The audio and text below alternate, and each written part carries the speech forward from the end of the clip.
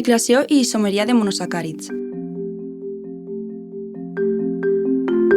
Les projeccions de Fisher i de Haworth són formes de representar l'estructura dels carbohidrats i d'altres molècules en dues dimensions a partir de la seva estructura tridimensional.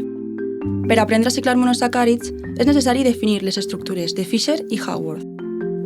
L'estructura de Fisher és un conveni emprat per a representar en un plànol la configuració tridimensional de sucres en la seva forma lineal oberta. En aquesta representació apareixen els carbònids units en vertical, en forma de cadena carbonada. El grup carbonil apareix en la part superior. Els substituents apareixen en horitzontal i en la part inferior el grup hidroxil. L'estructura de Haworth s'utilitza per representar en un plànol la configuració tridimensional dels monosacàrids en la seva forma cíclica, que és la manera en què es troben a la natura en solució aquosa. Amb aquest tipus de ciclació es poden formar piranoses que presenten una estructura química hexagonal i furanoses que presenten una estructura química pentagonal. Veurem com se ciclen els monosacàrids, és a dir, el procediment que cal seguir per a passar de la projecció de Fisher a la projecció de Haworth. Utilitzarem com a exemple una molècula de glucosa. Per a la ciclació, el grup hidroxil del carboni 5 ataca el carboni 1, trencant el doble enllaç del grup aldehid. L'oxigen del grup hidroxil del carboni 5 s'uneix al carboni 1, formant un enllaç hemiacetal carboni 5, oxigen, carboni 1, i l'hidrogen restant s'uneix a l'oxigen del carboni 1. D'aquesta manera, es forma un anell de 5 carbònics i un oxigen mitjançant l'enllaç hemiacetal, en unir-se el grup aldehid amb el grup hidroxil de la molècula. Si fora un grup cetona amb un grup hidroxil, es formaria un enllaç hemicetal.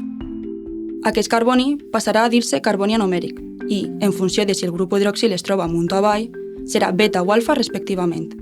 Així, tenim una molècula estable i passem d'una D glucosa a una alfa D glucopiranosa o una beta D glucopiranosa. Així, observem la conformació d'una molècula de glucosa. Farem alguns exemples més de piranoses i furanoses per adquirir millor este coneixement. Començarem amb dos casos de piranoses, la galactosa i la manosa. Així, tenim una molècula lineal de galactosa. Igual que en l'exemple anterior, veiem com el carboni 5 ataca el carboni 1, trencant el doble enllaç amb l'oxigen. Ara, l'hidrogen restant s'uneix a l'oxigen del carboni 1.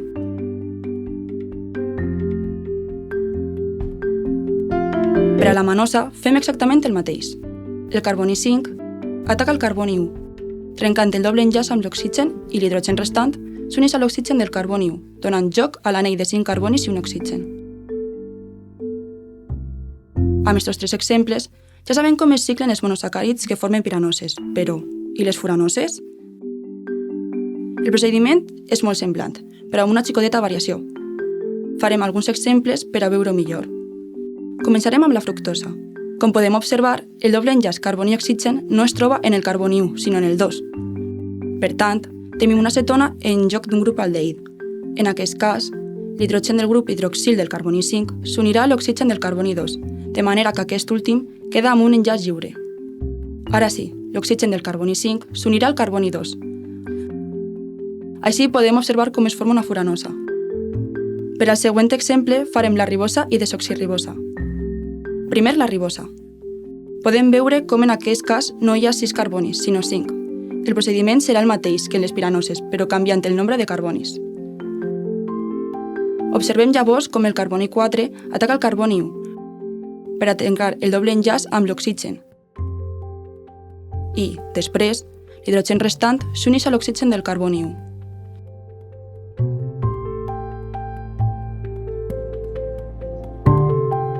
I finalment, la desoxirribosa.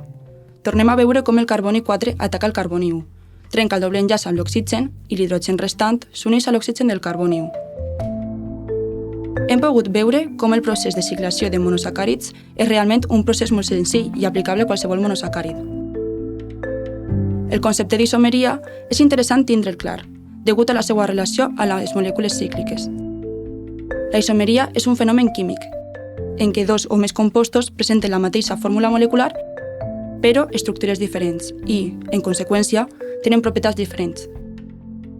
Per representar estereoisomeria, cal la presència de carbonis asimètrics o quirals, que són aquells carbònids units a 4 grups diferents. L'única molècula que no presenta carbonis asimètrics és la dihidroxiacetona. Ara parlarem sobre els tipus d'isomeria. Entre els estereoisòmers o isòmers espacials distingim enantiòmers o isòmers òptics. Es caracteritzen per ser un parell de molècules que són imatges especulars l'una de l'altra, però que no es poden superposar. Distingim els diferents tipus de monosacàrids en funció de la posició dels grups hidroxil i hidrogen en tots els seus carbonis asimètrics.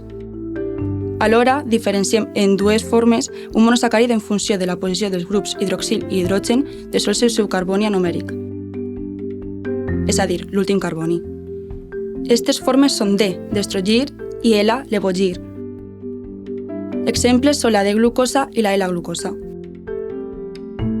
Aquests enantiòmers o isòmers òptics tenen les mateixes propietats químiques, però distinta activitat òptica. Poden desviar el pla de llum polaritzada cap a la dreta, destrogir, o cap a l'esquerra, levogir, en una dissolució aquosa, conseqüència de la presència dels carbonis asimètrics. Per altra banda, trobem els epímers, que són els estereoisòmers en els quals només varia la posició del grup hidroxil d'un dels carbonis asimètrics. Exemples són la D-glucosa i la D-manosa.